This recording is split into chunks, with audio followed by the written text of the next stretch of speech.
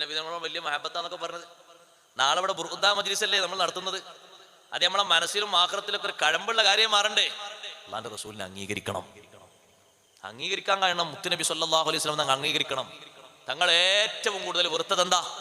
ഹറാമാണ് വെറുത്തത്. തങ്ങൾക്ക് ഏറ്റവും അധികം വെറുപ്പുള്ള സംഗതി ഹറാമാണ്.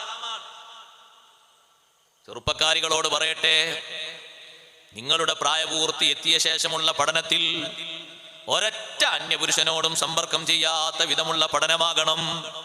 കഴിയുമോ നിങ്ങൾക്കതിന് അപ്പോഴേ മുത്തുനബി തങ്ങൾ കൽബിലേക്ക് വരൂ.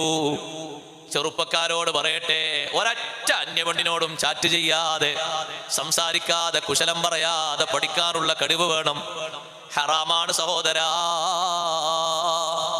ഹറാമാണ് എന്ന് അറിഞ്ഞുകൊണ്ടത് പെരുമാറിയാലോ അതിന്റെ കുറ്റം എത്രയാണ്.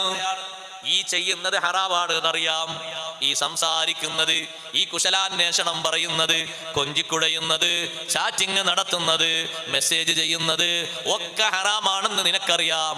അറിഞ്ഞിട്ടും നീ ആ വിഷയത്തിൽ പങ്കെടുത്താലോ നിന്റെ മനസ്സിൽ ഹറാമിനെ പറ്റി നിസാരവൽക്കരിച്ചു. ഇതിനൊന്നും കുഴപ്പമില്ല എന്നൊരു ചിന്ത വന്നു. ഏറിപ്പോയാൽ പിന്നെ നിന്റെ സീറ്റ് എവിടെയാണെന്നറിയുമോ? നീ മുർത്തദ്ദാണ്. ദീനിന്റെ പടിയിൽ നിന്ന് നീ പുറത്താണ്. മുർത്തദ്ദിന്റെ സങ്കേതം സ്വർഗമല്ല, നരകാഗ്നിയാണ്. മുർത്തദ്ദായവർ കിടക്കുന്ന നരകത്തിലാണ്. അതുകൊണ്ട് സഹോദരങ്ങളെ പറയട്ടെ, വീണ്ടും വീണ്ടും ആവർത്തിച്ചു പറയട്ടെ, ഹറാമിന്റെ രംഗങ്ങളിൽ നിന്ന് മാറി നിൽക്കണം. അത് കല്യാണമാണെങ്കിലും ശരി, സൽക്കാരമാണെങ്കിലും ശരി, ഏത് രൂപത്തിലുള്ള പരിപാടിയാണെങ്കിലും ഫംഗ്ഷനാണെങ്കിലും ശരി, റബ്ബ് തആല അനുവദിക്കാത്ത ഒരു സമ്പർക്കവും അതിൽ പറ്റുകയില്ല.